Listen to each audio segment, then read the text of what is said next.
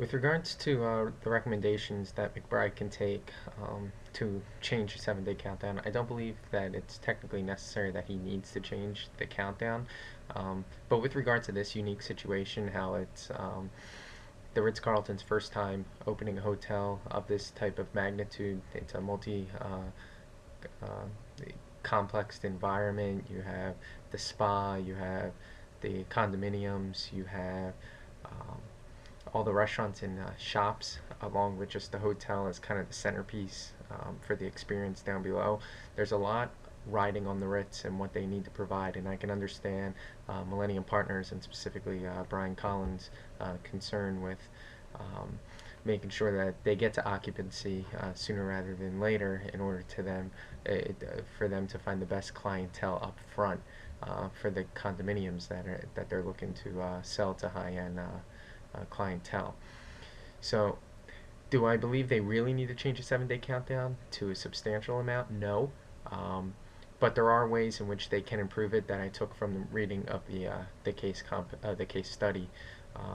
And ultimately, there were two recommendations that I feel that best suit McBride and what he can do. First, I realized that there's a huge gap that's noted in the hiring process specifically for this hotel. It was noted that there was a near month from the time that the staff employees were first told that they were selected and hired before they obtained any type of training that began during the 7-day countdown. That's a huge gap difference that could easily be resolved. I believe they were holding the commitments way too long of these employees with a month gap.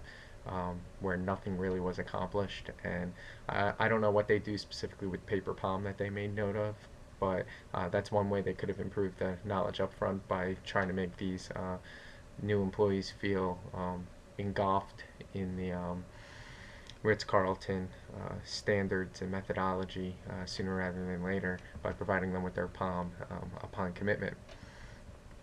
In addition, it was mentioned that in the past that they have done the training sometimes while the hotel was still under construction in order to have the employee training complete with time to spare. I think that would have been a great way to address reducing the gap in the hiring process.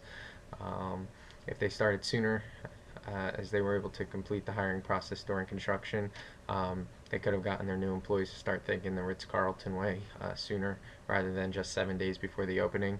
Then they would have been able to do refreshers as they get closer to the grand opening to make sure the employees are more and more comfortable at successfully providing their services to Ritz standards. This, in a sense, would ease McBride's concern of hiring more staff members up front than Ritz-Carlton normally allowed.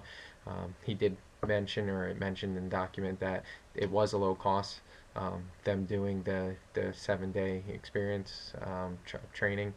So moving it up front and then providing these additional refresher courses, in a sense, would have been a great way to potentially ease the concerns on both sides. And those were my two specific recommendations. Thank you.